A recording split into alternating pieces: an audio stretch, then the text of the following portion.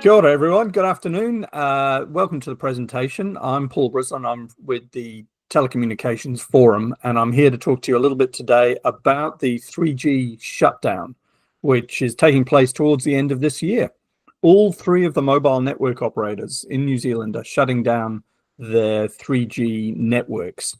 And the reason for this is that all around the world, people are moving on from 3G. 3G was introduced many, many years ago now when the iPhone first launched. So it's an older technology. It still makes a lot of use of voice as a separate channel to data. And what we've discovered with the 4th generation and 5th generation technologies since then is that you can free up a lot of space on the network if you take voice out as a separate component and simply make it part of the data stream. So 3G is end of life. Network operators all around the world have already started to withdraw it. The Australians famously did so last year and had something of a problem with it. We are hoping to learn from their experience and make sure that in New Zealand, at any rate, it should go a little bit more smoothly. This is not the first time, of course, we've switched off a network technology. The older members in the audience and on the presenting staff will remember that Telecom switched off its 025 network back in 2007. That was a real end of an era. Telecom had chosen an entirely different technology called CDMA, which was not compatible with GSM at all. Most of the world had gone with GSM, but the Americans had gone with CDMA and said, it's fantastic, you'll all soon learn the error of your ways.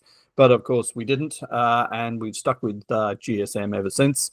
And eventually in March of 2007, when 3G was launched in New Zealand, Telecom decided, okay, we've had enough of this CDMA stuff, we'll switch over to GSM ourselves.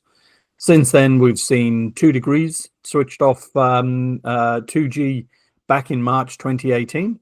And that went really smoothly. There weren't too many problems on the day there at all. And for those who are playing along at home, you'll remember that even before both of these dates, we've switched off the old AMPS network, the old original mobile phone network, which Telecom New Zealand had run basically as a car phone service many, many years ago, even before Vodafone arrived in New Zealand, before 2 degrees arrived. There was this older network. We switched that off as well. It was not the end of the world. Customers learn to cope and move on to a new technology, and things move along quite nicely.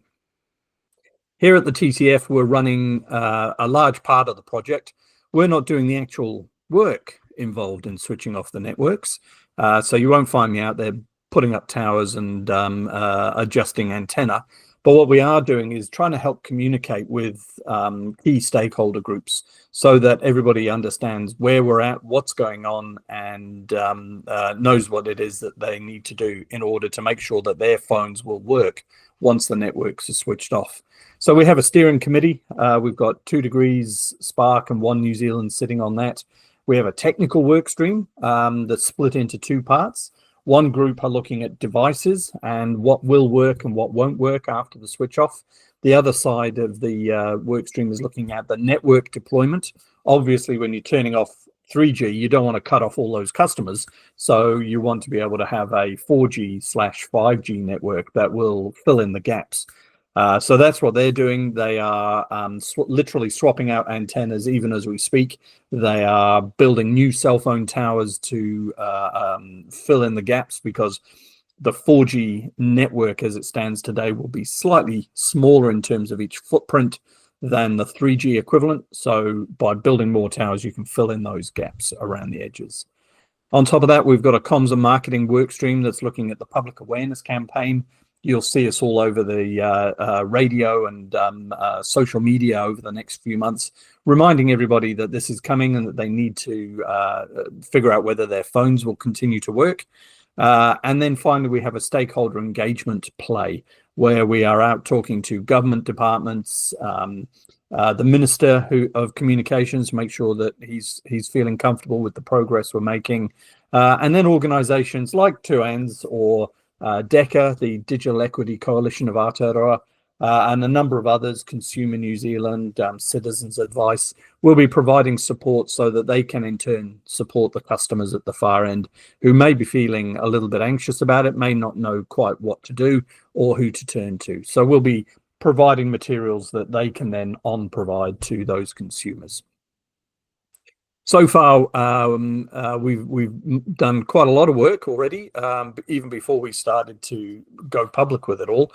The mobile network operators are well underway on the networks themselves. As I said, they're making those changes to the electronic systems. They're reconfiguring network settings and optimizing the 4G network to make sure that the coverage is as good, if not better, than we've seen with 3G. They're upgrading cell sites and building new ones to better fill in those gaps, as I mentioned. And they're also working to understand which devices may be at risk of not working after the switchover. So we'll talk a little bit about that in a moment as well. We've also launched an SMS checker tool, so you can text 3G to 550. You'll get a response back from your telco, which will say, hey, your phone's fine, nothing to worry about, carry on as before. Or it might say, no, I'm sorry, you will need to buy a new phone. But more likely it will say, your phone might be okay, you just need to make some changes to the settings and make sure that it is fit for purpose for the new 4 or 5G world. So in those instances, we'd encourage people to come on in to one of the stores, find out a bit more about what's going on, and they'll be able to help you with all the settings on your phone.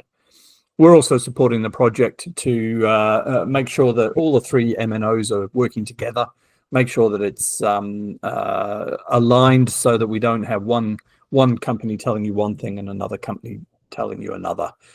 We've talked to the Aussies as well about just how it went over there. They had some real trouble with public awareness in particular. I'm delighted to say we had a good session with the Australian Mobile Telephony Association, who gave us a list of things they really wish they had done, and we already had them all on our plan of work. So that is things like working together as an industry, developing a list of phones that will work and phones that won't work, all that kind of thing, and we're well placed with all of that.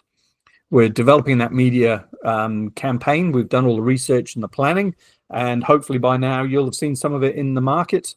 And we've already prepared the resource toolkit, and that will launch shortly on our website so that those organizations we were talking about can download it and share it with their consumers. So let's have a little talk about handsets, because that's obviously where the rubber meets the road.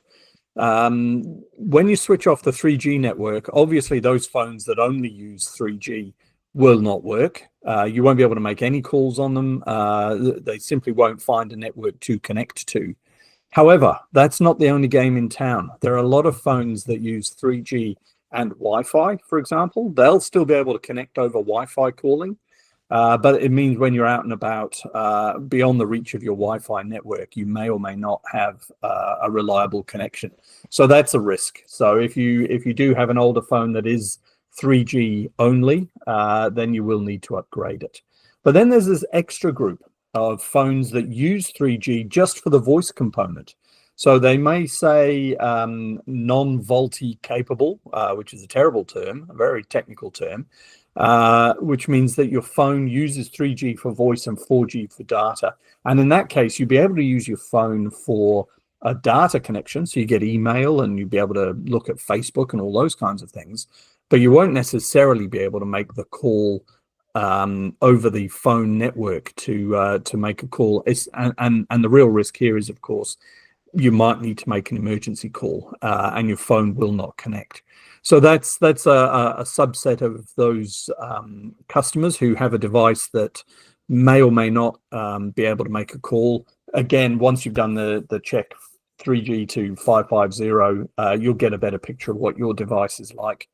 But on top of all of that, there's an even further group of customers who may have purchased their phones overseas, and the phone could be configured for an offshore market, and it just coincidentally happens to work in New Zealand, but may not after the shutdown.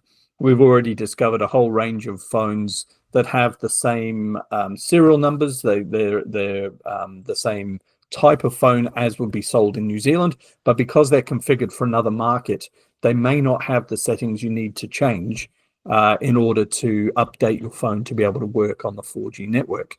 So again, once more, if you do get stuck, you're not sure, check text to 3G to 550. If it tells you you probably need to talk to somebody, come on into one of the stores and they'll be able to help you out with just what's going on.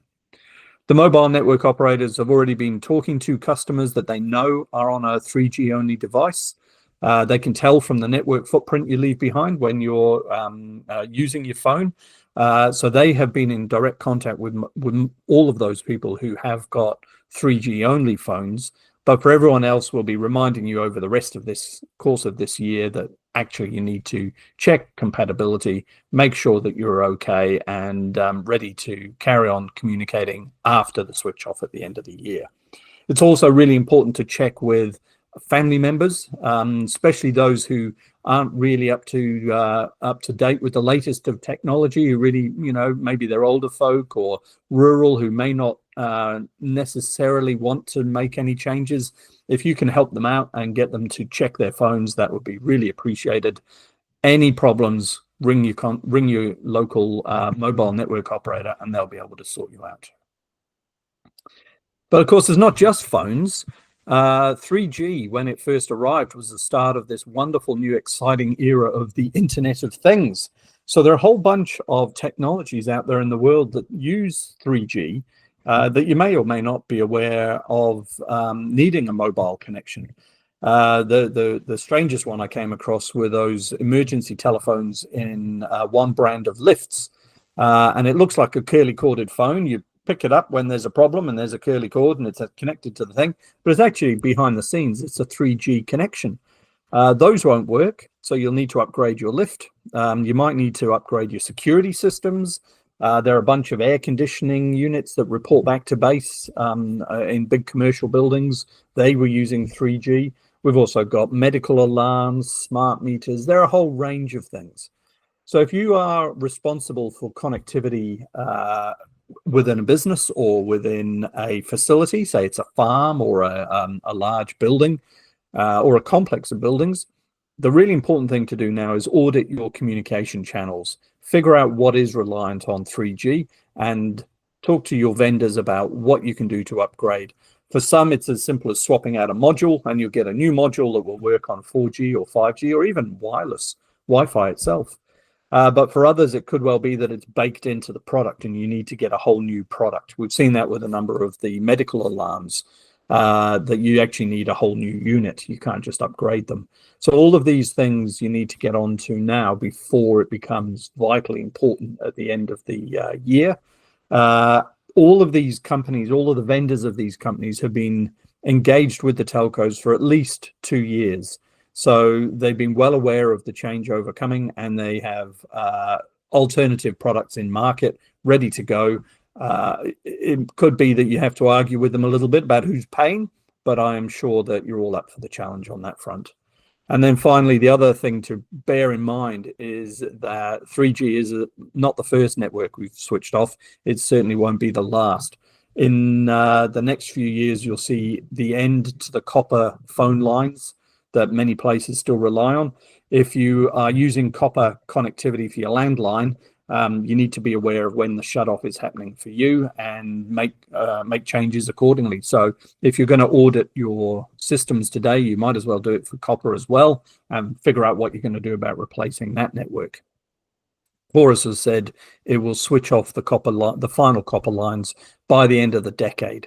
But that's the very end of the program. So sometime between now and 2030, your lines will be discontinued.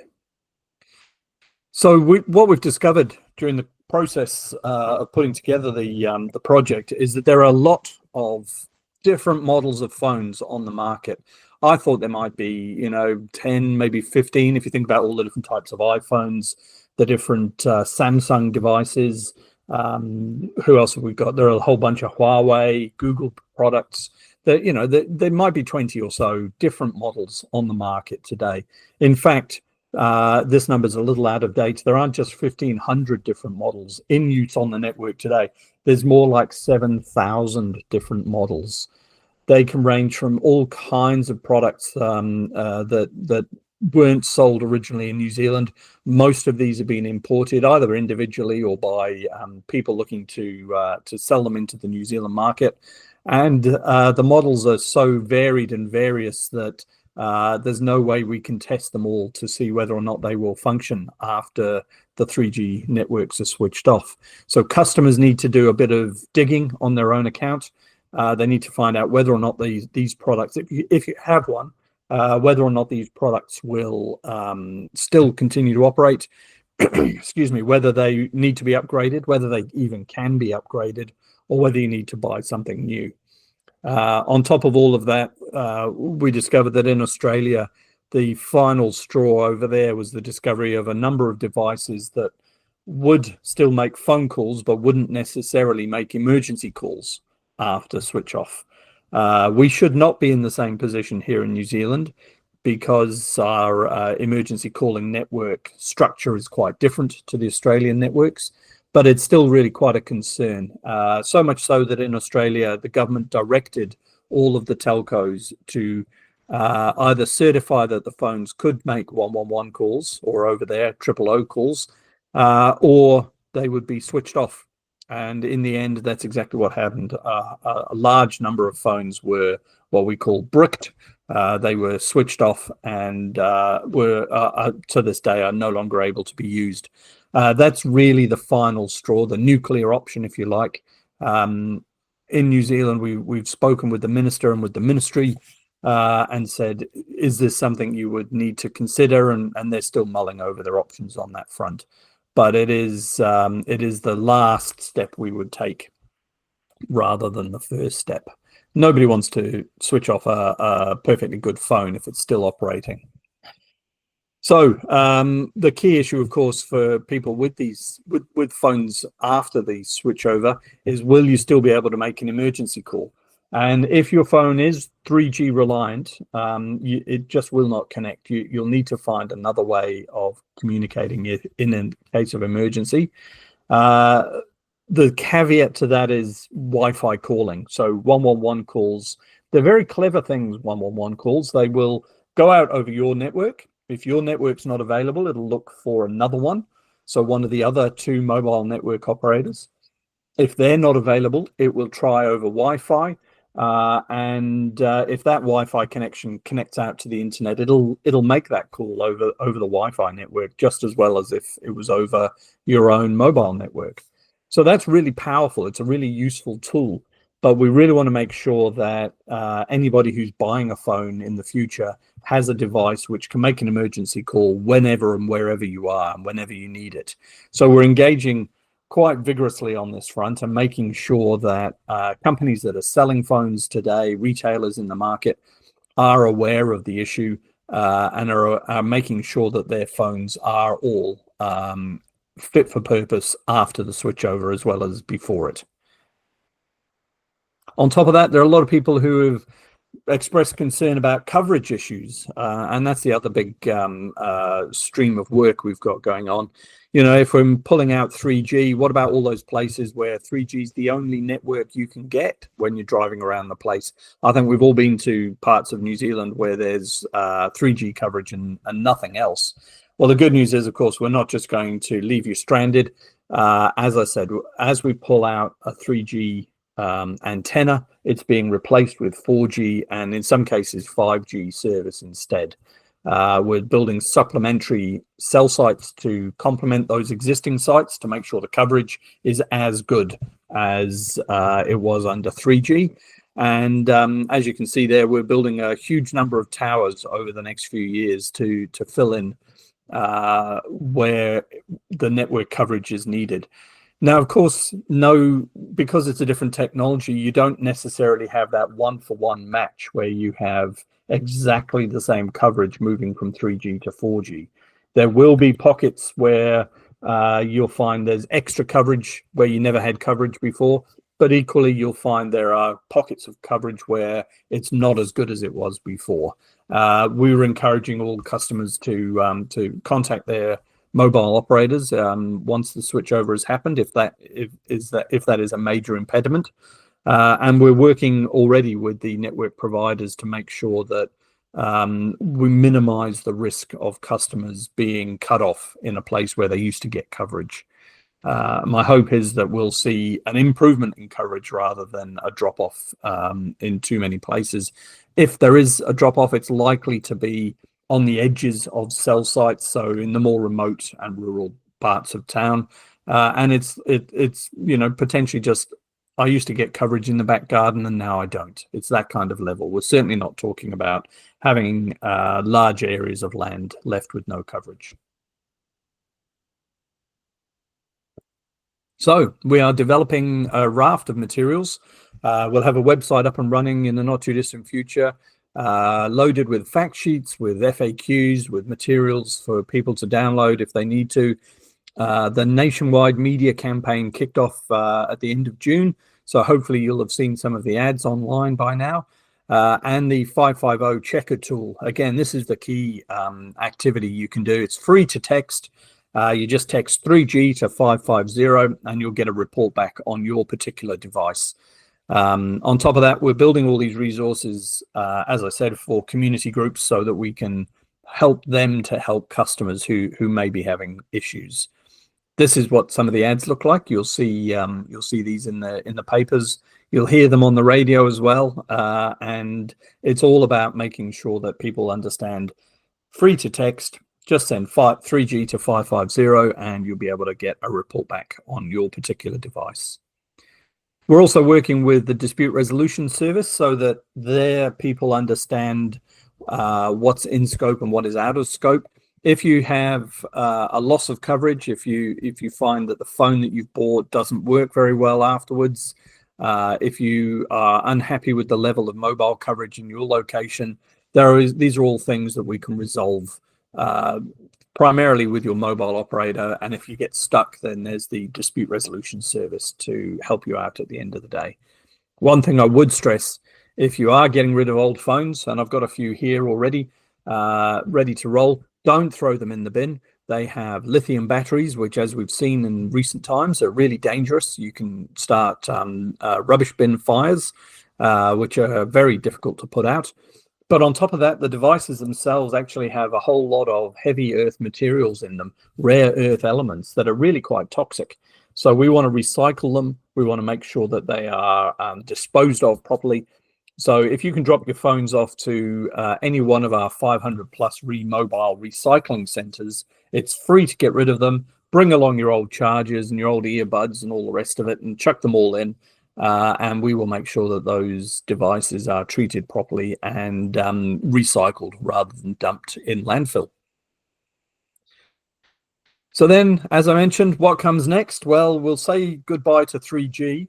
Because 4G and 5G networks are predominantly data only, there's really no need to retire them anytime soon. So until several years down the path, shall we say, I think you'll be still using 4G and 5G networks for quite some time to come. On top of that, the advances today in terms of using satellite service, so you can connect direct to satellite rather than to a nearby cell phone tower, mean your phones will continue to work for a long time to come. So I don't think we're going to have a 4G shutdown process at any stage, certainly not before I retire, with a bit of luck. But we will, as I mentioned, be shutting off the copper. That's the next big step. By 2030, Chorus will have withdrawn the last of the copper lines. Copper, again, is very much at the end of its useful life. Some would say it's past the end of its useful life. It is it's not very resilient. It's very prone to breaks and to damage. If copper lines get wet, it shorts out the entire circuit. It's a very expensive process to repair. And again, technicians these days are not trained in maintaining or managing a copper network, because it's all going to fiber and fixed wireless.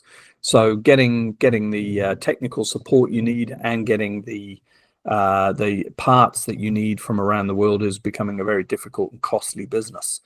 The good news is there are already replacement technologies right across the board. In 97% of rural New Zealand, you can get 3 or more networks other than copper, which means you've got a lot of choice in the market. It's time to start thinking about what the future looks like and what you want to do with your internet connection. I know a lot of people just say, oh, I just need it for phone calls, but we find that once you've actually started using fiber or fixed wireless or satellite, the use increases dramatically as you realize, well, I can actually do an awful lot more with it than I ever anticipated before. So as the copper is switched off, customers will be migrating to new technology, and it's a huge opportunity for customers to develop new skills and new requirements in terms of what it is they're looking for from their broadband provider. And that is us. There are my contact details. If anybody does want to find out more about the 3G shutdown or the work the forum undertakes or the copper switch off, then by all means, let me know. If I can't answer the questions, we'll point you in the right direction. But that's it. Thank you so much for having me.